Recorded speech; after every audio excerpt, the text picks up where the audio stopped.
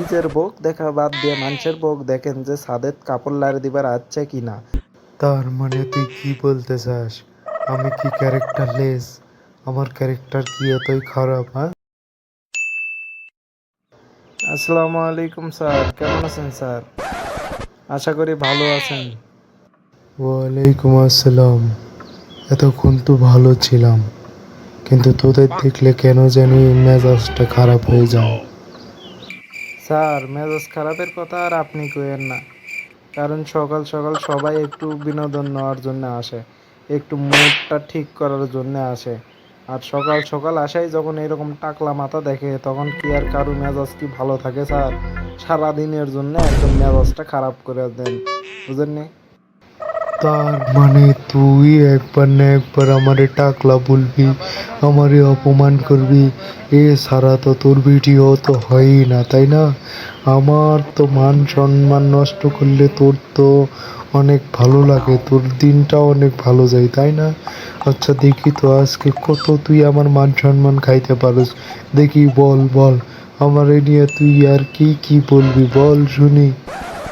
Sir, বলার কি আছে? আপনি যে যে কাজ কাম করেন এগুলো যদি পাবলিক জানে, আপনার তো সম্মান ধুলার সাথে একদম লুটাপুটি খাবি, বুঝতে পারছেন? আমরা বলি না যে আপনার সাথে আমাদের একটা ভালো সম্পর্ক দেখে আপনার সম্মানগুলো আমরা রক্ষা করি।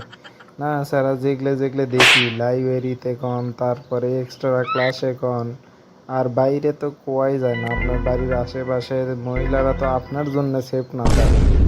তার মানে তুই কি বলতে চাস? আমি কি ক্যারেক্টারলেস?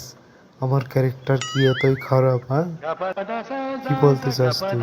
ক্লিয়ার করে বল। স্যার, এখানে প্রমাণ করার কি আছে?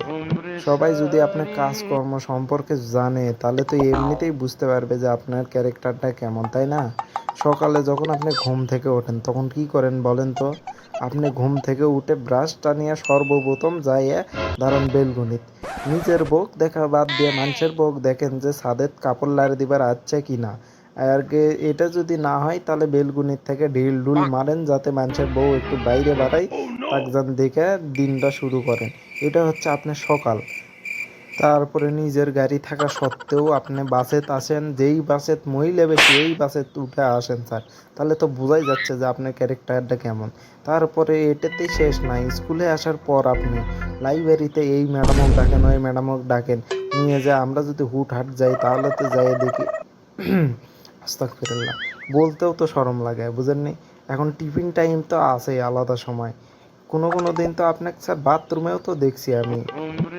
এখন ম্যাডামের নামটা আর না বলি, যাই হোক আপনার দিনটা তো যাই স্যার স্কুলের মধ্যে এগুলো করতে করতে। বাড়ির যখন যান বিকেলবেলা, তখন না বইয়ের যখন ঝাড়ি ঝুড়ি খাইয়া যদি আপনি কাজটা শেষ করতে পারেন, তাহলে যে একটু বিকেলবেলা হাঁটতে যান পার্কের মধ্যে, যাই একটু অন্যজনের বউক দেখার জন্য, যাই মনটা খুশি করার জন্য আপনি তাড়াতাড়ি চলে যান ওখানে। বানাই বানাই কথা বলা শেষ হয়েছে তো?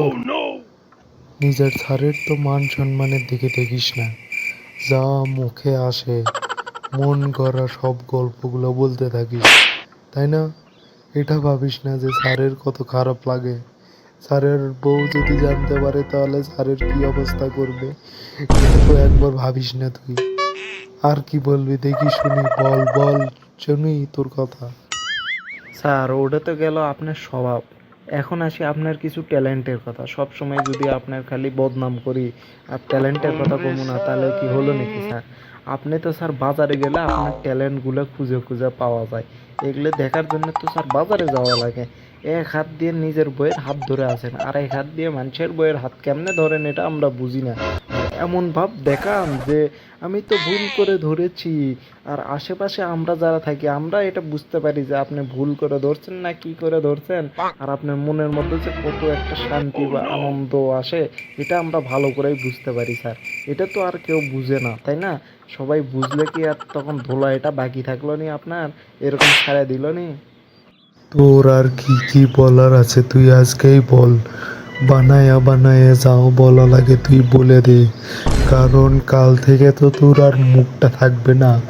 আজকে তোর মুখ ভেঙে আমি সেলাই করে দিব, তুই বুঝতে পারবি যে মিথ্যা বলার শাস্তিটা কেমন হয়। তোর মুখ আজকে আমি সেলাই করে দিব, তুই দাঁড়া ওখানে। বন্ধুরা, ভিডিওটি যদি তোমাদের ভালো লেগে থাকে তোমরা লাইক কমেন্ট শেয়ার অবশ্যই করবা।